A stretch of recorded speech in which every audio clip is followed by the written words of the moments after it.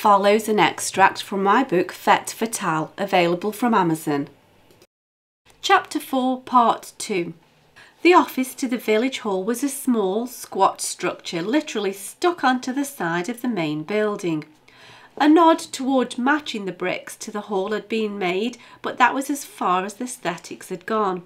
It had a flat pitch roof, and inside was best described as functional. Linoleum was rolled out over the floor, and the only furniture was a brown metal filing cabinet and an old teacher's desk, which was rescued from the school skip during a clear-out years ago. Sitting behind the desk and reaching into his jacket pocket, Dr. Wainwright hit the number for Bruff's funeral directors. In his line of work he had cause to call them regularly, particularly as a visiting GP to a residential retirement home nearby. He knew Fred Bruff well, and after introductory chit-chat he gave directions to remove the body once Maddox had given clearance. A minute or two later his thoughts were interrupted by the entrance of Maddox and one of the ladies from the refreshments battalion bearing a tray carrying a black coffee for the doctor, an extremely sweet tea for the sergeant, who was well known for his sweet tooth, and a selection of sandwiches. Up until that very second Dr. Wainwright hadn't thought about food, but now he realised that he was ravenous. Giving a hearty grin which made the tray bearer's knees tremble and sent a wave of bright red blood cells to her cheeks, he attacked the sandwiches and thanked her with a mouthful of salmon and cucumber. Turning his attention to Maddox, he proffered the plate of sandwiches and allocated him his sweet tea. Nursing his coffee cup, he set an amicable tenor to the meeting and asked about Maddox's health and family. Maddox was in his late 20s, painfully single and living with his widowed mum. The introduction of Henrietta into Mossleigh village had obviously knocked him sideways, but he had so far run into a brick wall in that arena. Continuing to munch on the sandwiches, Dr. Wainwright brought the conversation around to the matter in hand. You know, I will always remember my old medical tutor at college telling me that the most important piece of advice he could give to any doctor was, always be prepared to be surprised. Yet I have to admit that I am surprised by the death of John Barlow. We were always told that every human being reacted differently and held the potential to not follow expected results, but I am very surprised by this death. Maddox cast a searching glance at the doctor and asked, "Do I need to read something into that? Do you think that there's more behind this than an old man dying unexpectedly?" "That's quite a strong suggestion, isn't it?" said Wainwright. "I can't say that I would positively say so, but I certainly didn't expect John to die. I'm sure you know that he suffered with diabetes, which always places matters on a knife edge, but his condition was mild. He had only a gentle onset of type 2, which means that it wasn't too invasive into his life. He didn't need to inject, but just needed to regulate his diet as his condition dictated. I don't think that he'd ever had either a hyper or a hypoglycemic episode at all, as far as I'm aware. He was unusually adherent to my advice about diet too. I only wish that my other patients were so conscientious. It's true that he'd had some business worries recently and he'd had to embrace a bit more responsibility, which was causing him further worry and distress, when he'd thought he'd practically retired. I don't know the details here, you'd have to speak to his wife. I know that stress can do strange things to a man's constitution, but all the same, death is a bit drastic.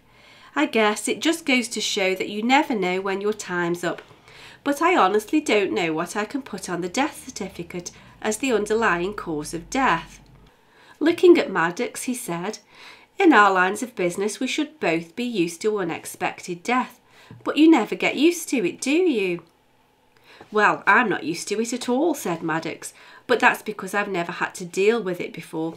I've dealt with a few nasty car crashes and the odd pub brawl, which have shown me some grim injuries, but I've never personally dealt with a fatality. It seems a straightforward case of natural death from the information you've given me, but I've no previous experience to refer to help me know how to deal with this, I'll have to be guided by you and then report back to see what the super says. Getting down to practical matters, Maddox asked, "Have Bruffs taken the body away yet?" "No, but they are on standby for when you give the go-ahead. I thought you might want to view the scene before we tidy things away." "Fair enough, I suppose I'd better." They walked together to the back of the village hall, and standing at a respectable distance were Bruff's men, ready to restore John Barlow to a more dignified pose. Maddox walked over to the chair that John was still sitting on. He looked desperately uncomfortable with his head so awkwardly thrust back, though such things as earthly comfort were beyond him now. Maddox took his notebook out and made a scribbled account of the scene that lay before him. He noted the red complexion of the deceased's face, the abstract litter that lay about, half-empty drinks, cups and food wrappings, and he asked if John smoked, noting down the negative answer that was given.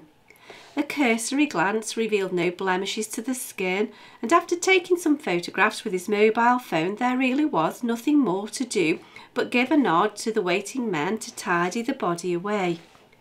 "Just take him and leave him as much as possible for now, please. Don't tidy him up just yet," he said as an apparent afterthought.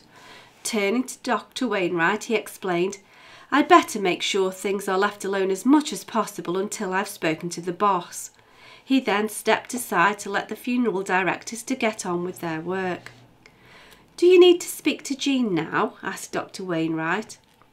"I'll need to speak to her soon, but I don't think I need to right away. She's got enough to be dealing with just now, and there's no reason to make matters worse. I'll go to her house and speak to her there later on this evening. Had you better come with me if she's in a state?" "I can come along if you'd like me to, but I get the impression that I really won't be needed. She's quite a trooper, and she seems to have got a hold on herself pretty quickly. It won't be until much later that it hits her, if it does at all. Give me a call if you think you need me. As my professor said, be prepared to be surprised." The two men then said goodbye and went their separate ways. Maddox walked back to the small village police station, and seeing that the ladies were no longer in the kitchen, Dr. Wainwright walked out into the field. For the full book of Fête Fatale, available in paperback or as an ebook, follow the link in the cards in the description box or find details on my website at sharonbill.com. Thanks for listening.